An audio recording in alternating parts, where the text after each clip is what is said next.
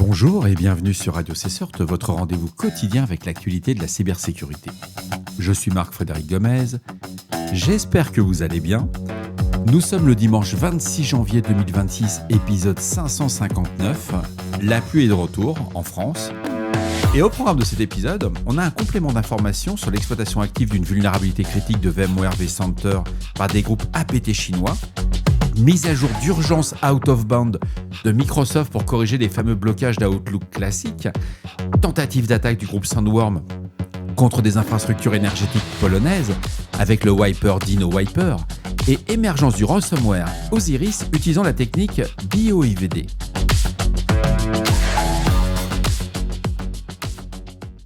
C'est Cluby qui a fait un complément aujourd'hui.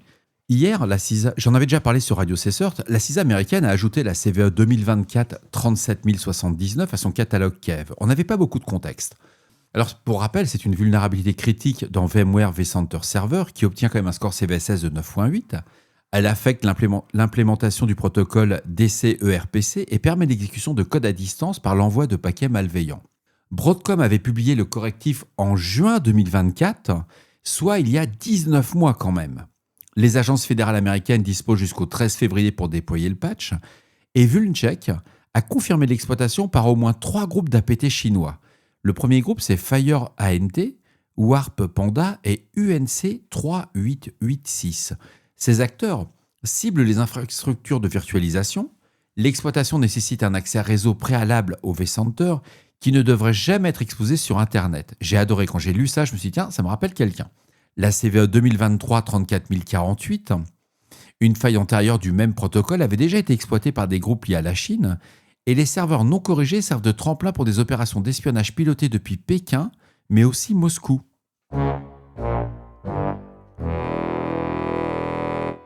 Microsoft a publié une mise à jour d'urgence hors bande, la KB 507 8127, le 24 janvier, pour Windows 11 version 24H2 et 25H2.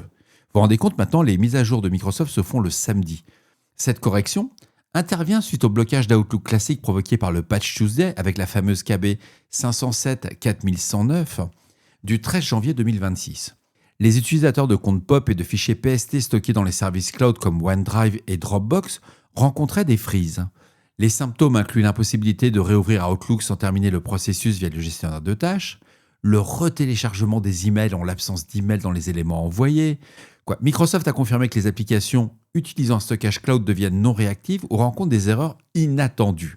La solution temporaire consistait à désinstaller cette fameuse KB 507 4109, exposant ainsi les systèmes aux vulnérabilités. Bref, la mise au jour de la KB 507 8127 est disponible via le catalogue Microsoft Update. Il s'agit de la deuxième mise à jour d'urgence en une semaine. Les utilisateurs de compte Microsoft 365 ne sont pas affectés par ce problème, bien entendu.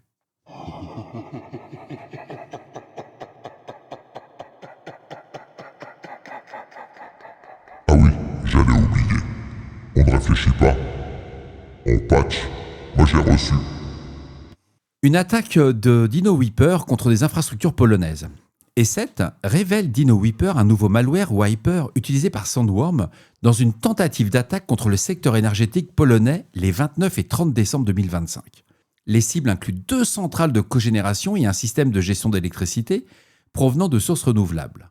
L'attaque a échoué. Elle coïncide avec le 10e anniversaire de la cyberattaque de décembre 2015 contre le réseau électrique ukrainien qui avait déployé Black Energy et Killdisk. Le ministre polonais de l'énergie, Miloš Motika, qualifie l'incident de la plus grande cyberattaque contre les infrastructures énergétiques du pays.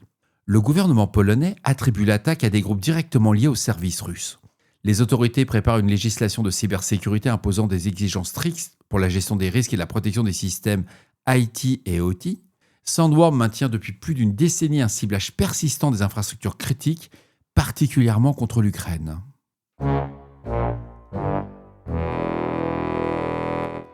Symantec et Carbon Black ont identifié Osiris. C'est un nouveau ransomware déployé en novembre 2025 contre un opérateur majeur de services de restauration en Asie du Sud-Est. Ce malware va utiliser la technique du BYOVD avec le driver Portray, déguisé en composant Malwarebyte pour neutraliser les solutions de sécurité. Osiris n'a aucun lien avec la variante Loki de 2016 portant le même nom. Ce ransomware possède des capacités complètes. arrêt de service et processus, sélection de fichiers à chiffrer, support de multiples options en ligne de commande définissant les cibles, mode de logging, chiffrement partiel ou complet et gestion Hyper-V. Il va utiliser un chiffrement hybride ECC et AES 128 CTR avec une clé unique par fichier. Il va ajouter à chaque extension le point Osiris qui laisse une note de rançon dans osiris-message.txt. Les attaquants ont volé les données via Airclone vers Wasabi plusieurs jours avant le déploiement.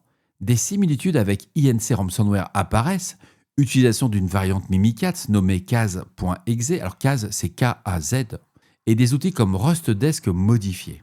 Article à lire. Et voilà, cet épisode se termine, c'est la fin du week-end, j'espère qu'il vous apportera des informations claires et utiles. N'hésitez pas à me faire vos retours sur le répondeur de Radio Cessort au 07 68 72 20 09 et par email sur radiocessort@gmail.com. Si vous avez des idées pour des dossiers spéciaux, vous pouvez me laisser un message. Si vous êtes un nouvel auditeur, n'hésitez pas à vous abonner au podcast Radio Cessort. Nous sommes disponibles sur Apple Podcast, Amazon Music, YouTube, Deezer et Spotify. Tous les liens permettant de retrouver les sources OSINT utilisées dans cet épisode sont disponibles sur radiocessort.org ainsi que dans la description de l'épisode. D'ici là, on ne réfléchit pas, on patch. Prenez soin de vous. À demain pour un nouvel épisode. Au revoir.